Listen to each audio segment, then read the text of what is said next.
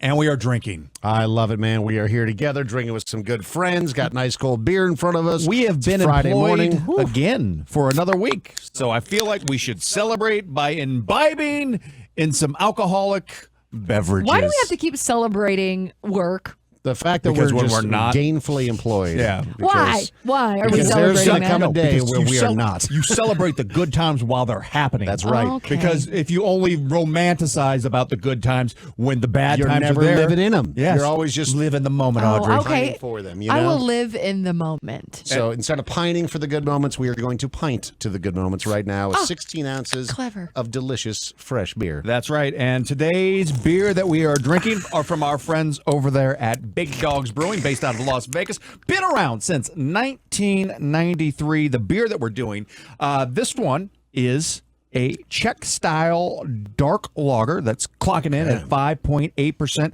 alcohol by volume. It's called Lady and the Stamp, and it's one of their quarterly releases. So did they celebrating their 30th year of business? Did they round brewing. up?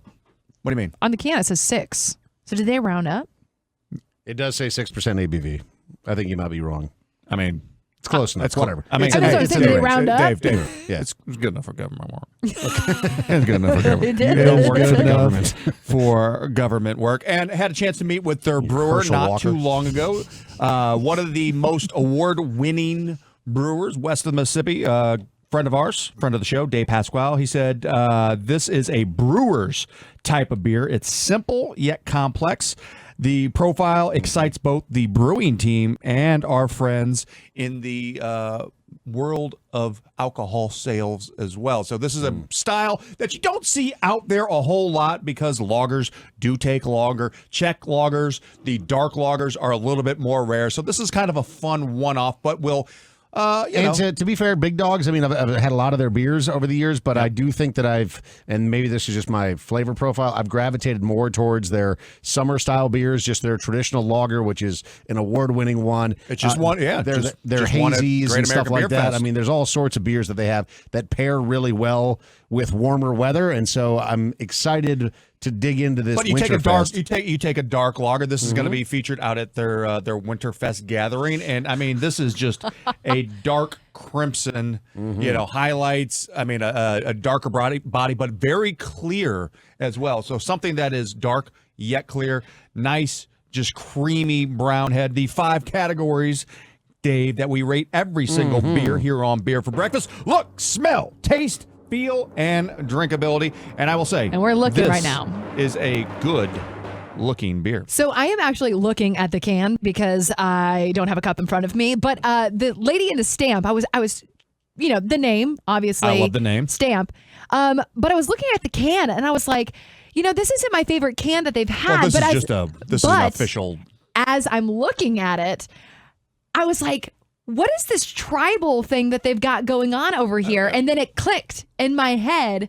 It's the stamp, like a tramp stamp. Like a tramp stamp. Well, yeah. Like the it looks like a tattoo on the sides. So the name of it fits the can. I was like, as I was just kind of looking at it, just staring at the whole thing. But I was like, that's a really clever way to kind of incorporate the stamp part of the name. If that is in fact a tramp stamp, that is I very, don't know very if that's a clever. tramp stamp. I was just going to say, Audrey, the reason that this can is very, it has like a very generic look to it. There's not their traditional artwork is just because they're doing a whole bunch of like specialty beers and they're all just going to be in this format. Oh, okay, got it. well, So I there's- mean, okay. But also, I like the tramp stamp idea as well, well. but if not, then that's weird. But that's why, because I was like, what is all of that weird squiggly over there? It looks It like does check partial out. tribal. If it was a mistake, it's a wonderful mistake. It's a happy See, mistake. but I feel like tramp stamps traditionally did not get tribal on the lower back area. I always Well, felt but like it was a sun or a dolphin. My man, you have never been to Myrtle Beach.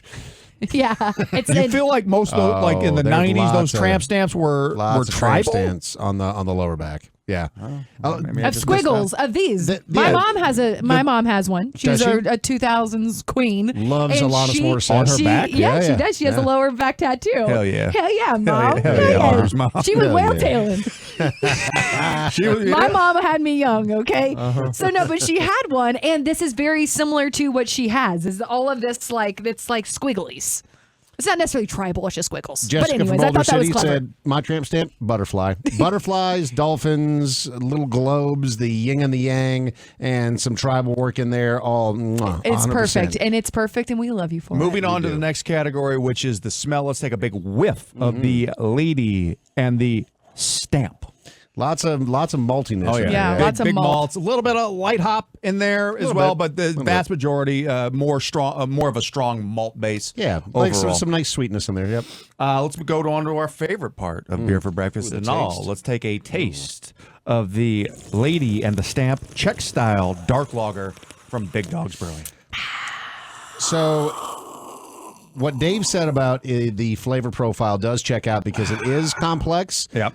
But while it's complex and it feels like a rich beer, it It's drinks light. very easily. Well, yeah. I mean, being a lager, so it Yeah. should drink easy, but it's a Czech style dark lager, so you are getting, and again, a lot of malts in there, so you get some of those sweetness. Very sweet. You know, I like it. You know, as far as that's my initial taste on that. The sweetness is that first kind of thing that I do notice, and there is a crispness, which we'll get to once we get to the mouthfeel. But Audrey, you traditionally don't like overly hoppy beers. What are your thoughts on this after drinking This it? tastes like stout light. Okay. You know what I mean? I Like can this see is that, this yeah. is a a darker lager.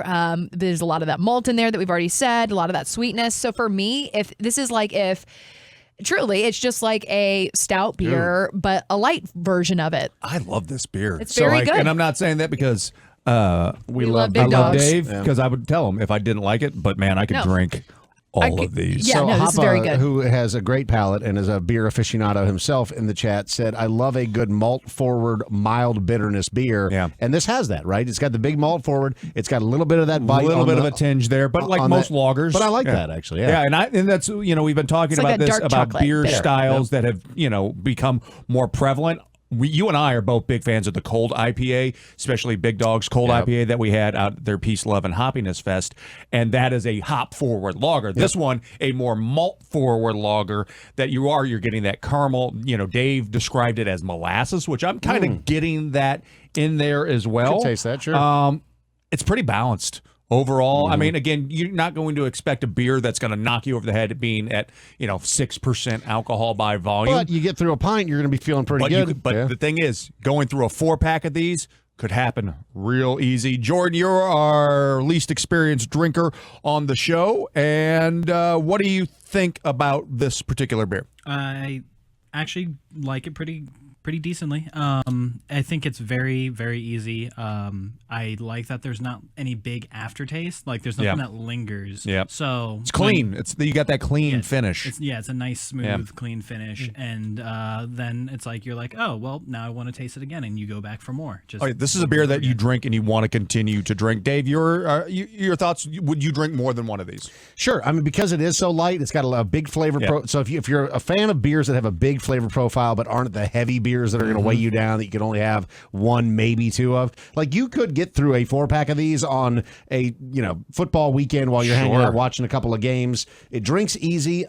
Jordan had a great point there about there is that tinge of bitterness, but it does dissipate pretty quickly. Just a little tickle on And the it kind tongue. of makes you want to just enjoy a little bit more. So I think that this beer, nice and cold, is an excellent beer that pairs with almost anything, right? I'm you could actually- eat wings with this. You could eat a burger with cigar. anything. I want to go smoke a That's cigar great idea. and, Yep. and drink this right now. So Wings. you want taste to linger in your mouth. This one is when it's a good taste, and you do have that sweetness, that malt there, that as they described, a little bit of that molasses and chocolate. yeah. All those flavors are hitting on this, but still, none of them are overpowering by any stretch of the imagination. So I'm looking for. I would actually wish I would have got this out a little bit earlier because I took this out of the fridge probably like 10 minutes, 10, 15 minutes before So we you're saying it could stand started to be a this. little warmer? I'm curious to see I think the flavors will get even more complex as it warms up, but cold.